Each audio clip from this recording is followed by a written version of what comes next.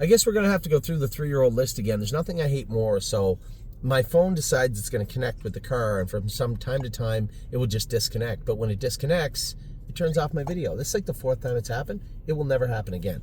I will rip the screen out of this car if it continues to do that. Okay. My God, that drives me crazy. Even though ripping the screen out probably won't help, but still. Allure.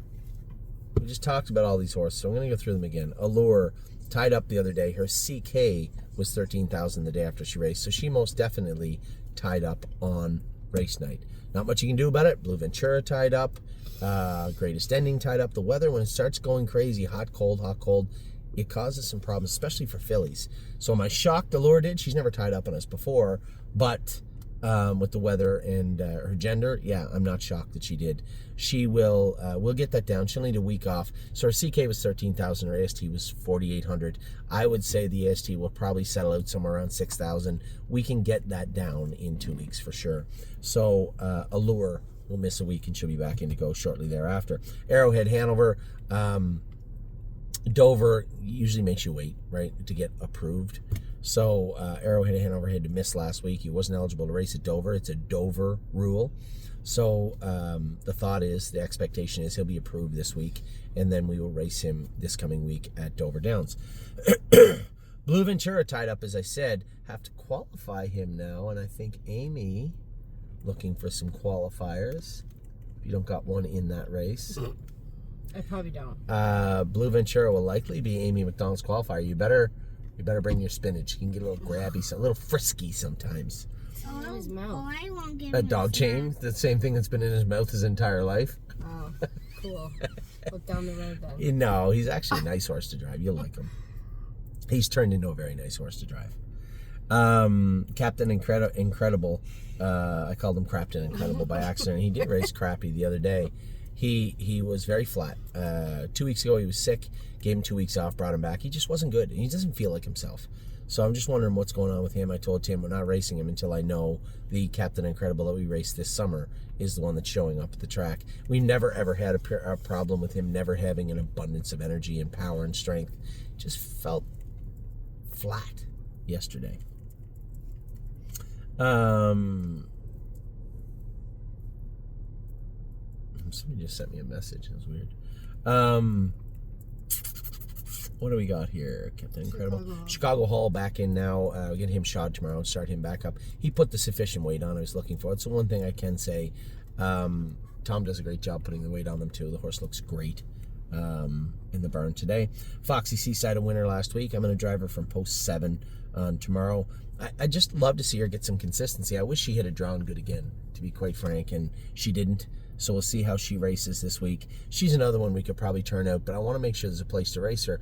And if Gorgeous Package kind of wins through some of those classes at Dover, might be able to swap her out. If at some point Gorgeous Package will need a rest. So if we rest Foxy Seaside at some point, bring her back, race her, and then Gorgeous Package needs a rest, maybe we'll just swap them.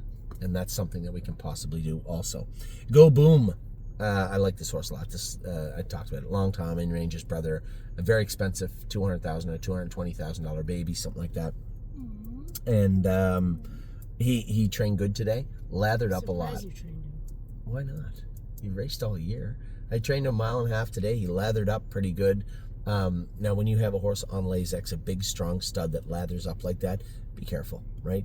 That's what we had. That's the problem we ran into with Spitfire overseas. When they lather up, that's all electrolytes that they're losing. Next thing you know, you add Lasix into that, which he's on, and you can sometimes get the thumps. And that is a distant cousin of AFib. So I think he's a horse that we're going to put on daily electrolyte supplement just to make sure that he has all the fluids that he needs. Gorgeous Package. She's a filly. She's moving from Mohawk straight to Dover. There's lots of classes in Dover, and unfortunately it just didn't work out at Mohawk for us. There's not much we can do about it. It is what it is. She'll make her appearance in Dover hopefully within the next 2 weeks. Lady Hess was fantastic. All those horses that Jamie Smith sent up so far that we've raced, I trained one today that was very, very good. And the ones that raced last night looked very good also. Who? Salzburg Ian? Yeah, but he's not a 3-year-old. He's probably down. Okay. Wendy, I saw her at him. Although now that you say it, yeah, he's right there. He's a 5-year-old. He's by Better Than Cheddar. You asked me who he was by, and I didn't know. He's a Better Than Cheddar. So Lady Hess was great. Manhattan Money will come back in a couple of weeks. We'll bring him back in. get him started back up for his 4-year-old season. He still has lots of classes to race in, this horse. He just was flat dead when he raced his last 3, 4, 5 starts. Melisandre. Now, this is where the video cut us off. I don't really feel the need to bring her back and race her. I know our clients are like, well, can we not? I don't want to milk money out of her. If we were going to bring her back and she was going to take a big lifetime mark, fine. You think I want to breed her with a mark of 2 minutes? No. But she did trot 55 multiple times in her life, 56, and she is very, very well bred. This is out of the sister to Rebuff. Her brother, Kimerigian, is a kind of off the beaten path sire in Ohio, made 200,000 or 300,000, took a mark of 52. This is a good family. And as Amy put it the other day, the best bred broodmare prospect that we have in our barn. And she is a chimpanzee, so that is the Chapter 7 line. Chimpanzee. That is the Chapter 7 line. So it has to be a Muscle Hill. I'm thinking... Oh, she's thinking... Yeah, I know. A chimpanzee, yes.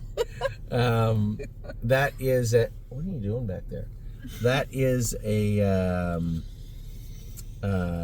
Sig Sauer. I think the Muscle Hill side would be good. We just need a Muscle Hill stud. One that's preferably going to throw. Now, she's not a small filly. She's bigger than you think. I don't know if you spend much time looking at her. I don't know if breeder do an Ohio sire.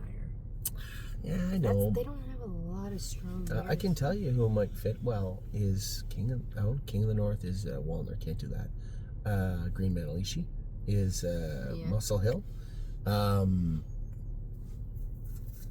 In Range, yeah, that's right. is Muscle Hill also, I believe. No, he's a bar hopping who's by Muscle Hill, so that'll work.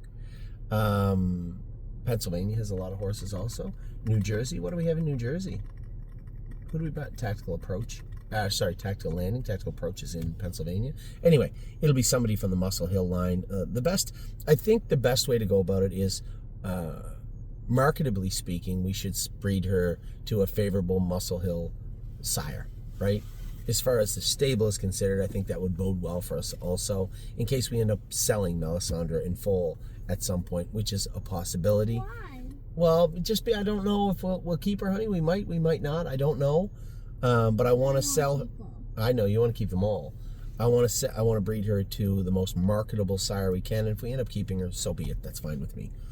Memento Mori. I don't really know. I can't really say what get into him the other night. You know, I think he probably struck a wheel, but that wasn't me driving over it. That was him just being really ornery the other night, and I can't really tell you why. I don't really know what happened with him. The dentist came in and cleaned up his teeth. She said they were a little rough, but was that a problem? Geez, I don't think so. So I don't know what get into Maury, but we'll see. I don't expect him to repeat it. He's been a nice horse to really drive in Pennsylvania all year. Scotty said he was a little rude in the post-break, which he was, but I never saw him act. He's always been rude in the post-break. Yeah, but I've never seen him act the way he did the other night. He was possessed the other night. He was really hard to deal with.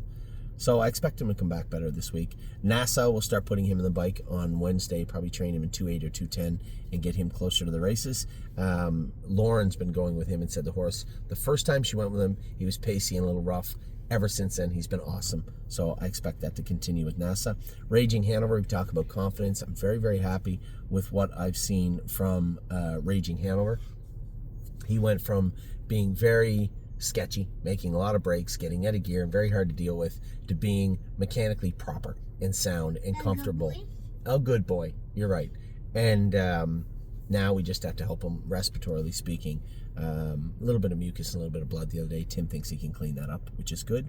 Sparkling Bolo, I'm going to turn him out. I really like this horse a lot. I think he's going to be a nice horse. And the reason I say this, one, he was an expensive colt. Two, he definitely has speed. And three, the way that Andrew portrayed him to me said that he was really rough going fast. I know he made the break the other day, but it wasn't that he was out of gear and rough and made a break. He just rolled off.